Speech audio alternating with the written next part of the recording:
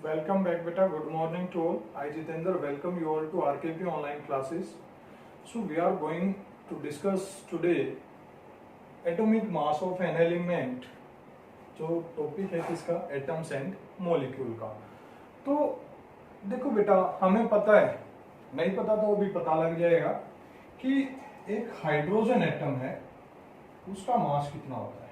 एक hydrogen atom का मास होता है 1.667 इंटू 10⁻⁻⁴ ग्राम।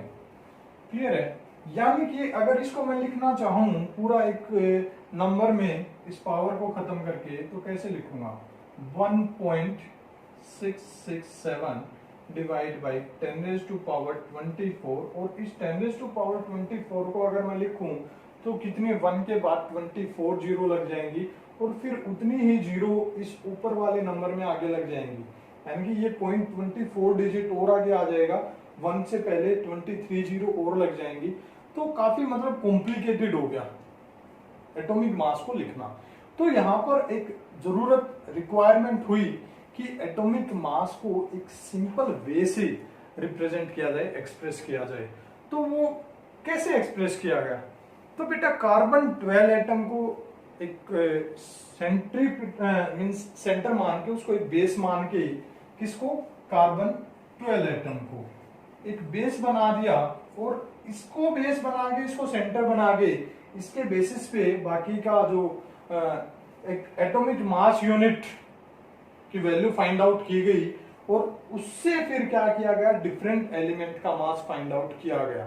ठीक है? तो कार्बन 12 एटम को असाइन कर दिया, और उससे हमने 1 AMU एटॉमिक मास यूनिट की वैल्यू फाइंड आउट कर ली। और फिर चाहे किसी भी एलिमेंट का हम फाइंड आउट कर लें, ऑक्सीजन का फाइंड आउट कर सकते हैं।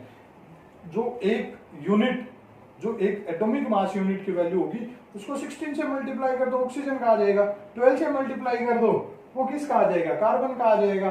14 से कर दो, नाइट्रोजन का आ गया। 32 से मल्टीप्लाई कर दिया, वो सल्फर का आ जाएगा। तो ऐसे आ जाएगा। तो अब हम फाइंड आउट करेंगे C12 एटम। अब ये C12 एटम है क्या? ये 12 है, ये रिप्रेजेंट कर रहा है मास नंबर ऑफ कार्बन। क्या? Mass number of carbon. और मास नंबर का बेटा आपको पता है, नहीं पता तो पता कर लो। जो मास नंबर होता है वो क्या होता है? Number of proton plus number of neutron. ठीक है? Number of proton and number of neutron. अब सभी को पता लग गया कि मास नंबर क्या है, तो आगे कोई पूछे तो बता दोगे mass number is the sum of number of proton and number of neutron. ठीक है? क्योंकि एटम का जो मास है वो किस में होता है? कंसंट्रेटेड होता है उसके न्यूक्लियस में, और न्यूक्लियस के अंदर क्या होता है? Proton and neutron. तो यहां से हम मास number of carbon find out कर सकते हैं। ठीक है? अब क्या करेंगे? इस कार्बन 12 एटम के अंदर जितनी मास यूनिट है, कितनी मास यूनिट है बेटा? 12 मास यूनिट है, क्योंकि ये मास यूनिट ही है, प्रोटॉन और न्यूट्रॉन। अगर इस 12 मास यूनिट को 12 से डिवाइड कर दूं तो कितनी मास यूनिट बची? 1। क्या बची? 1। सो जो 1 एटॉमिक मास यूनिट, वो क्या होगी हमारी? वो होगी 1/12, क्लियर बेटा, इंटू C12 एटम की जो मास यूनिट है। ठीक है? सो 1/12 इंटू C12 एटम की जो मास यूनिट है, mass units of C12 atom. Clear है बेटा? तो क्या आ जाएगी? 1 मास यूनिट आ जाएगी, और वहां से 1 मास यूनिट की जब हमने वैल्यू फाइंड आउट की, तो वो क्या आई? इसी के राउंड फिगर में आई। क्या आ गई? वो 1.99 इंटू 10⁻⁻24 ग्राम। ये आई 1 एटॉमिक मास यूनिट की वैल्यू, जो फर्स्ट टाइम निकली थी। फिर क्या किया? बहुत सारे एक्सपेरिमेंट फिर दोबारा से किए गए, तो दोबारा से वैल्यू क्या आई? ये वैल्यू आई थी फर्स्ट टाइम। अभी बता दे रहा हूं, ये फर्स्ट टाइम आई थी लेकिन एक वैल्यू को हम कंसीडर नहीं करते कभी भी। उसके बाद दोबारा से फिर और ज्यादा एक्सपेरिमेंट किए गए, बार बार किया गया और फाइनली एक एवरेज वैल्यू ली गई। वो क्या थी हमारी 1.667 इंटू 10⁻⁻24 ग्राम। क्लियर है? वो क्या थी? 1 एटॉमिक मास यूनिट की वैल्यू थी 1.667 इंटू 10⁻⁻24 ग्राम। क्लियर है? इसीलिए हाइड्रोजन का मास ये लेके चलते हैं। क्लियर है बेटा?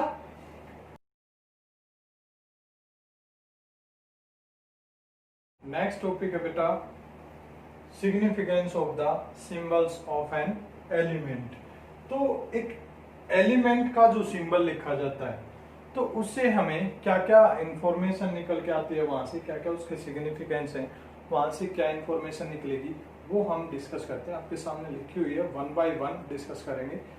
सो फर्स्ट है, देखो सभी को पता है, मैंने बताया भी था जब सिंबल का हमने डिस्कस किया था कि जो मॉडर्न सिंबल है वो क्या है, फर्स्ट लेटर या तो इंग्लिश के हैं या फिर वो लैटिन के हैं।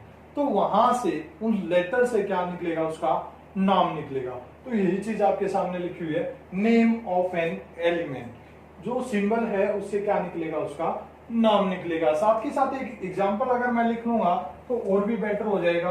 और कौन सा एग्जांपल हम डिस्कस कर रहे हैं, कॉमनली कार्बन का हमने डिस्कस किया था। तो कार्बन का सिंबल बेटा सी है, ठीक है। तो सी से क्या निकला कि ये किसका सिंबल है, कार्बन का, तो उसका नाम निकल गया, ठीक है। तो फर्स्ट पॉइंट हो गया यहाँ पे क्लियर, नाम बता दिया उस सिंबल ने। सेकंड है कि 1 एटम ऑफ द एलिमेंट क्या रिप्रेजेंट करेगा, 1 एटम ऑफ द एलिमेंट। देखो यहाँ पे 1 है, एक ही है ना, एक ही एटम लिखा हुआ है। अगर मैं इसके साथ लिख देता 2 तो क्या हो जाता है, 2 एटम हो जाते। अगर 3 लिखा होता तो 3 एटम हो जाते। तो यहां क्या है, ये एक ही है। Second, 1 mole of atoms of element, कि एक एलिमेंट में 1 मोल ऑफ एटम प्रेजेंट है। इसके आगे देखो यहां पर कुछ नहीं लिखा, मीन्स यहाँ पे 1 ही है तो 1 मोल। अगर 2 लिखा होता तो 2 मोल, 3 4 5 तो जितने भी मोल होते। तो यहाँ पे कुछ नहीं लिखा हुआ है, मीन्स 1 मोल ऑफ एटम्स यहाँ पे प्रेजेंट है इस कार्बन एलिमेंट। क्लियर है बेटा? Next, 6.022 into 10⁻³ atoms of the element. और एक एलिमेंट में कितने एटम प्रेजेंट होते हैं, 6.022 इंटू 10⁻23। और इसको क्या बोलते हैं, इसको एवोगैड्रो नंबर भी बोलते हैं, एवोगैड्रो नंबर। किससे लिखा जाता है, Na, number of atoms present in an element, और जिसकी वैल्यू है 6.022 इंटू 10⁻23। अक्सर आपसे पूछ लिया जाता है, जो मल्टीपल चॉइस क्वेश्चन होते हैं तो वहां पे आपसे पूछ लिया जाता है what is the value of Avogadro number. Na से रिप्रेजेंट करेंगे, आप एकदम से लिख दोगे बिना सोचे समझे 6.022 इंटू 10⁻23। क्लियर है बेटा? उसके बाद जो कार्बन एटम है, ये सिंबल है सी, ये क्या रिप्रेजेंट करेगा, definite mass of an element. तो अगर हमें ये पता लग गया कि सी किसका सिंबल है, कार्बन का, नाम पता लग गया, और कार्बन का हमें ये पता है कि 6 प्रोटॉन है उसके अंदर, 6 न्यूट्रॉन है, तो क्या डेफिनेट मास कितना हो गया इसका, 12 हो गया। क्लियर है बेटा? तो 12 हो गया तो ये इसका डेफिनेट मास आ गया। तो कितनी चीजें यहाँ पे सिग्निफाई हुई, नेम ऑफ एन एलिमेंट, अब उस एलिमेंट में कितने एटम है, 1 है। क्लियर है? फिर क्या कि 1 mole of atom of the element, कि इस एलिमेंट में कितने मोल है, 1 मोल ऑफ एटम।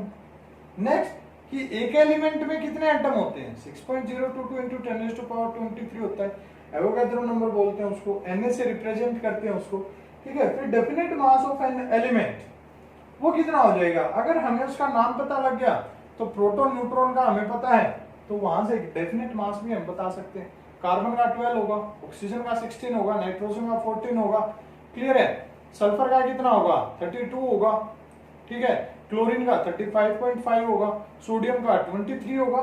तो ऐसे हम फाइंड आउट कर सकते हैं। ऐसा कौन सा एलिमेंट है जिसका एटॉमिक नंबर भी सेम है और मास नंबर भी सेम है, तो जल्दी से बताओ, ये आपके लिए क्वेश्चन मैंने छोड़ दिया है। Thank you, have a nice